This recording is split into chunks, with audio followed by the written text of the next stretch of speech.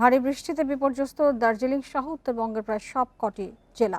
বৃষ্টিতে সৃষ্ট ভূমিধসে ভারতের দার্জিলিংয়ে অন্তত 20 জনের মৃত্যু হয়েছে। মিরিকে ভেঙে পড়েছে লোহার সেতু, এতে প্রাণ গেছে 9 জনের। ভূমিধসে একাধিক রাস্তা যোগাযোগ বিচ্ছিন্ন হয়ে পড়েছে, আটকে পড়েছেন অনেক পর্যটক। দার্জিলিংয়ে শনিবার রাত থেকে ভারী বৃষ্টি শুরু হয়, এতে তিস্তার পানি বেড়ে প্লাবিত হয় সড়ক। সিকিম এবং কালিম্পংয়ের সঙ্গে যোগাযোগ সম্পূর্ণ বিচ্ছিন্ন হয়ে গেছে বলে জানিয়েছে প্রশাসন। চলছে উদ্ধার কাজ, মৃতের সংখ্যা আরও বাড়ার আশঙ্কা করা হচ্ছে। আলিপুর আবহাওয়া দপ্তর জানিয়েছে, আলিপুরদুয়ার, জলপাইগুড়ি, কোচবিহারে 8 তারিখ পর্যন্ত ভারী বৃষ্টির আশঙ্কা রয়েছে। এছাড়া তীব্র বৃষ্টির কারণে তোরসা, মহানন্দা, জলঢাকা সহ উত্তরবঙ্গের নদীগুলোর পানি বাড়তে শুরু করেছে।